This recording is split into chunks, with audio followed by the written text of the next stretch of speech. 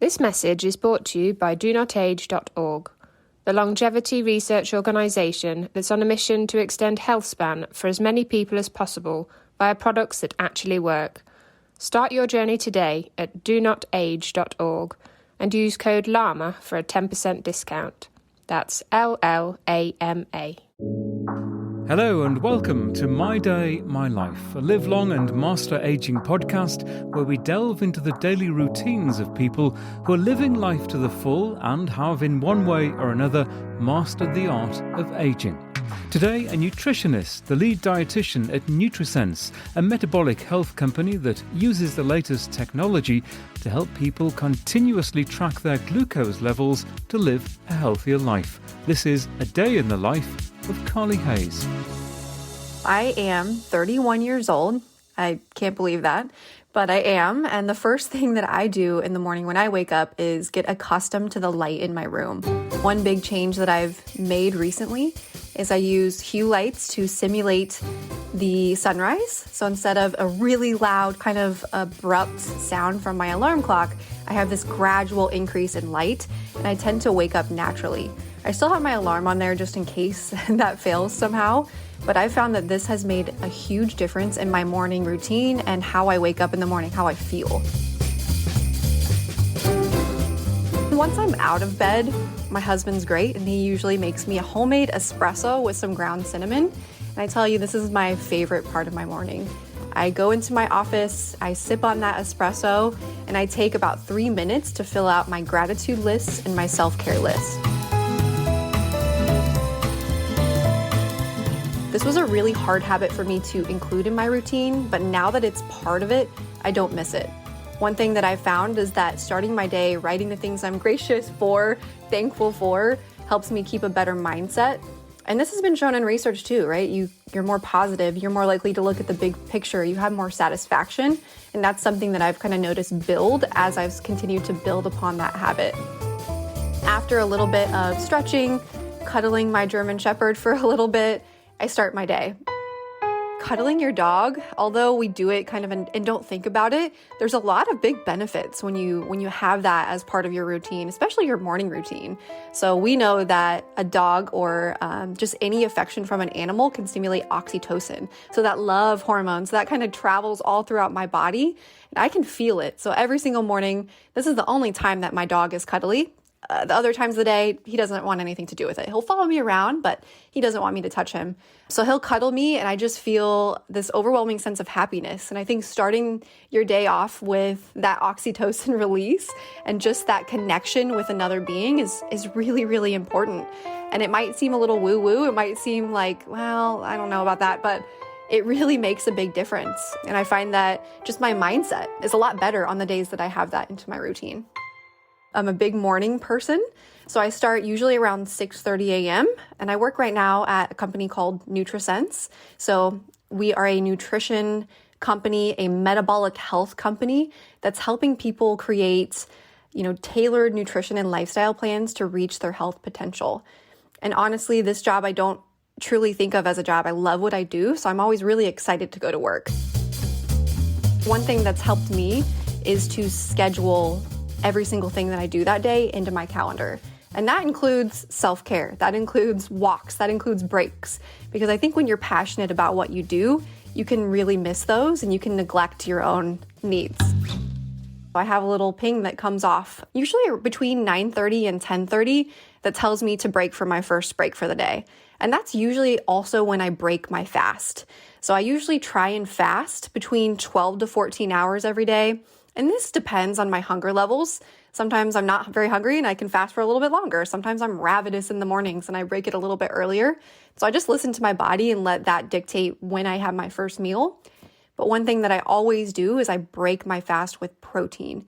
So we know that having protein first really help you have a better glucose response and kind of keep your energy and your glucose stable throughout the day. So I start usually with some eggs, maybe some potatoes, maybe some spinach, but I always have that protein first, and that really, really helps me.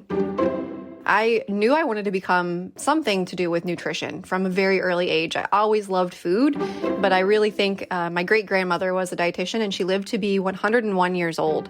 So I looked at her, she was my best friend, she was my role model, and seeing her live such a healthy lifestyle just with nutrition, just with the things that she was putting in her body was the biggest impact for me, and that kind of led my decision going forward. I went to school in Illinois and did my internship working with veterans at the Memphis VA hospital, which I loved, learned so much there. I graduated from that and went into just counseling, so working with people that were trying to make a health change. But the thing that stood out to me is that we were hitting people a little too late, right? They were coming to me with diabetes or pre-diabetes, and I just thought, man, if I could have got to these people a little bit earlier. And that was really the turning point for me that led me to continuous glucose monitors, that led me to preventative health, because I think that's where we can make the biggest difference. That's where we can make a change in people's lives and help them age better, live healthier lives that are more fulfilling. I have a strength training workout probably about 4 to 5 days out of the week. So that's after work. That's the first thing that I do. So I usually do strength training at the gym, or I'll throw my weighted backpack on and go for a ruck run with my dog, with my German Shepherd, and we'll go through our neighborhood. I'm sure my neighbors think I'm crazy, but I wear my giant weighted pack and go through the neighborhood, and that weight, that continuous weight on me, that resistance really helps me, first of all, burn through stress. I think that's probably one of the best ways that I manage my stress, but also it's a huge sink for my glucose. So anything that I'm eating can help be managed and improved by having that strength training in my life. You know, I always think that if we're not moving our body, we're not getting the stress out. So there's a lot of pent-up energy after work. You know, you've worked really hard mentally, and I think it's a really great way to work your body physically really hard as well. So for me, that's strength training. I think for, being a woman and knowing that I need my bones to stay really strong and I'm at risk for them not to stay strong, strength training really, really helps me continue to support my bone health. And also, like I mentioned, my mental health. But the other thing I really focus on, and I think this sometimes gets neglected, especially if you have a desk job like I do, is moving my body in small bits throughout the day. So we actually have a program at work that comes up in Slack in our communication system at work that reminds us to move. The thing that helps me the most, especially in terms of my energy and my mood throughout the day, is adding walks after every single meal. So we all get or have had those post-meal slumps where your energy just kind of winds down, you want to take a nap.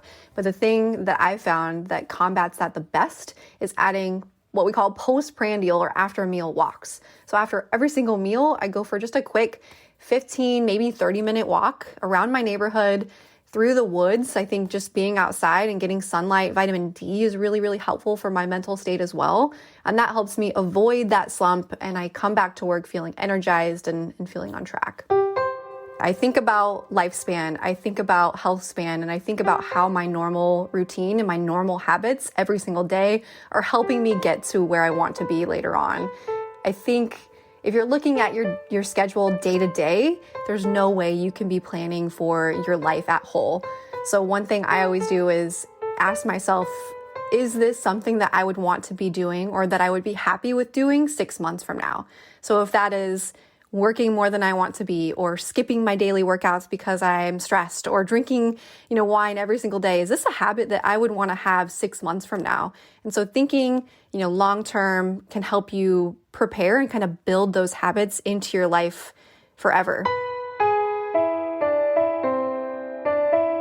If you are just going all day long and then you immediately go to bed, it's no wonder you have trouble falling asleep or that your sleep quality isn't great.